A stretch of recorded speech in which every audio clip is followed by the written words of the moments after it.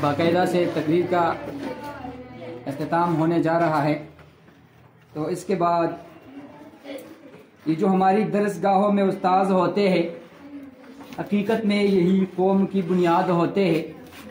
ये जो हमारी दरसगाहों में उस्ताद होते हैं, हकीकत में यही कौम की बुनियाद होते हैं।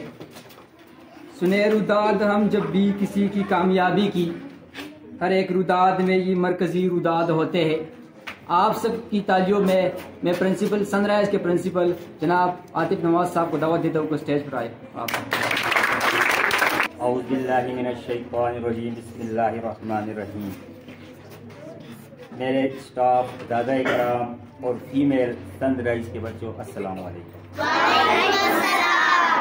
आज जो प्रोग्राम मुनक़िद किया गया है उस सेकंड टर्म के हवाले से, जिन बच्चों ने जाके घर में पढ़ा है और उन्होंने मेहनत की है, उन्होंने अच्छी कारकर्दगी दिखाकर उन्होंने पोजीशनें हासिल की हैं।